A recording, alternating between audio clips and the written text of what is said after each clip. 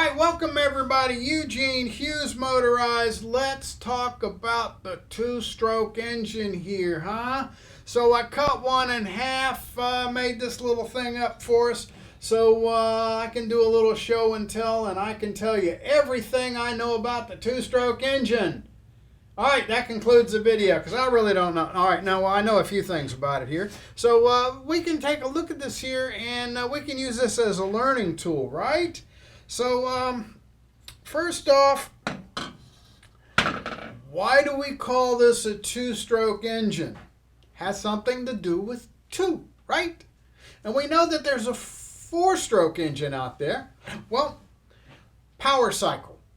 The power cycle on this particular design here requires two strokes in order to complete the power cycle. So what's the power cycle? It is a complete cycle of intake, compression, ignition, and exhaust. That is the power cycle of it. So you bring fuel in, it goes down, it then gets pushed up through the transfer ports, gets in here, it's compressed, the spark plug ignites it, and it goes out the exhaust. That is your power cycle, and it takes two strokes, stroke up, stroke down, in order to do it. So let's slow it down a little bit here. Okay, now I've got this syringe here. This here and this engine share some things in common. Okay, the syringe is a rudimentary pump. If we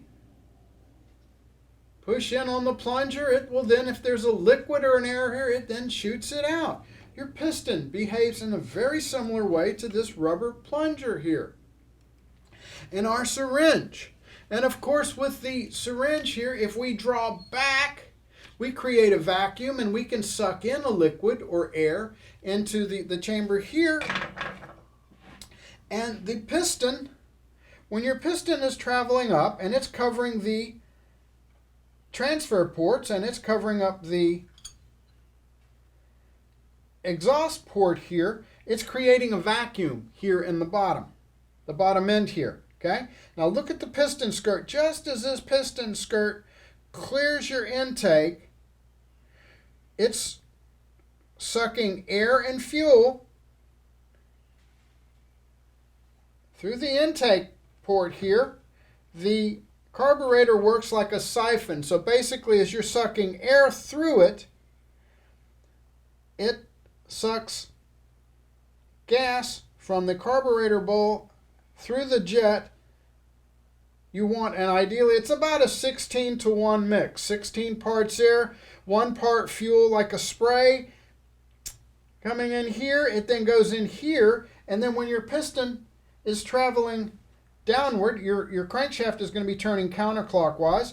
When your piston is traveling downward, we're now compressing the air-fuel mixture, and then while it's down there, it's lubricating the bearings and lubricating everything here in the bottom end. And then we've got the transfer ports here that I painted blue for you here.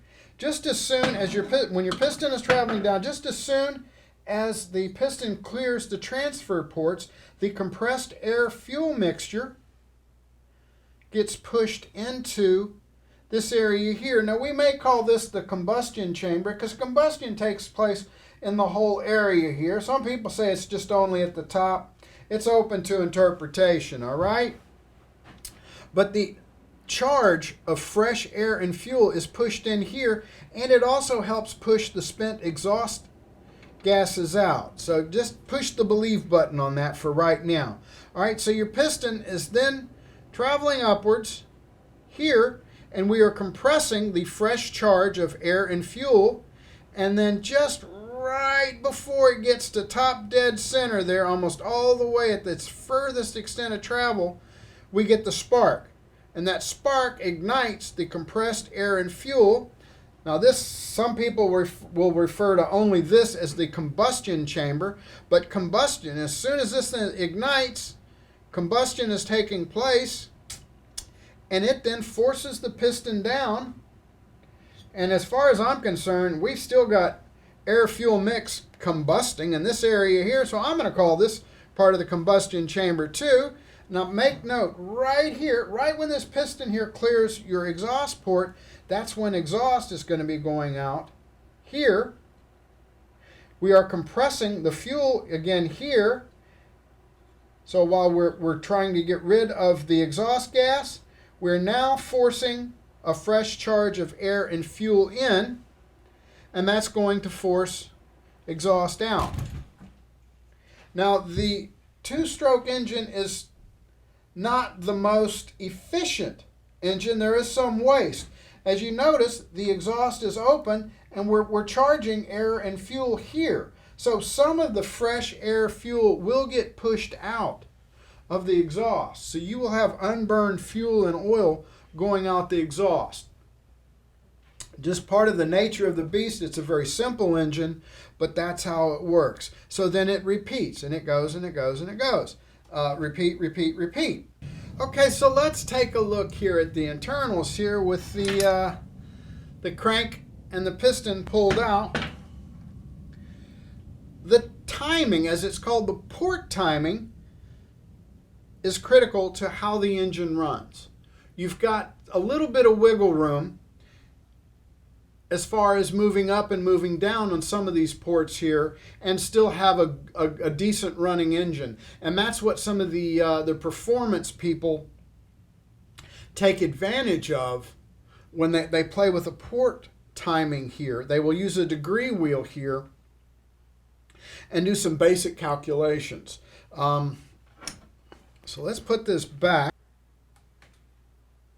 The timing, as it's called, is critical on this here. So we're moving upwards, and like I said, just a little bit before top dead center, we've got ignition. Right as the piston is at its maximum upward travel, that is what they call top dead center.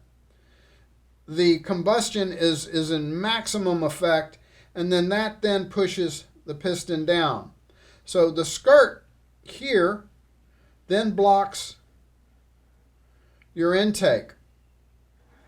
On some engines, on some of the modifications, people will trim the skirt of the piston to maximize the amount of time that we're open here to get more air fuel in. But once your piston closes and blocks the intake, we're now compressing the air fuel here in the bottom end, and then right as the piston gets down, we're letting exhaust gas go out, and then we've got the transfer ports opening. So with your tuning and your performance, porting it for performance, you've got to keep in mind that the timing is critical. There's some areas you can play with and some areas you don't want to play with. The intake here, you can lower the intake by about 1 millimeter or so when you're doing your basic porting and cleanup here. You really don't want to raise your intake. And the obverse here of your exhaust here, you can raise the exhaust just a little bit and get away with it to increase performance, but you really don't want to lower the exhaust so much. So you have to keep that in mind. There is a old school tuner's handbook for two-stroke books, and I'll put a link down below in the description there for those of you who want to read up on it and learn a little bit more about the timing and how the two-stroke engines work and how you can maximize your performance. Maybe you can learn a little something there. I'm not going to go into any detail on that because I'm not that smart about it. And you know what? I just want to keep my engines running. I want to take a stock engine and make it run as good as it can without getting too into detail of the performance of it. That's really not my bag. I just want an engine that runs good, and then let's make a cool looking bike to put it on. That's what I'm more interested in here. But I hope this here has shed some light on how these little engines work. If you like the video and you think it's helpful, give me a big old thumbs up. There's a subscribe button down there below. And thanks for watching.